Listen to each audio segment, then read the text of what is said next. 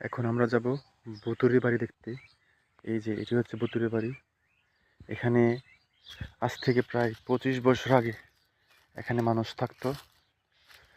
তারপর এখানে প্রায় সময় ভূত দেখা যেত, কারণ এই এলাকাটাই হচ্ছে একটা ভুতুড়ে এলাকা। দেখেন, চতুর্দিকে কোনো মানুষ নেই।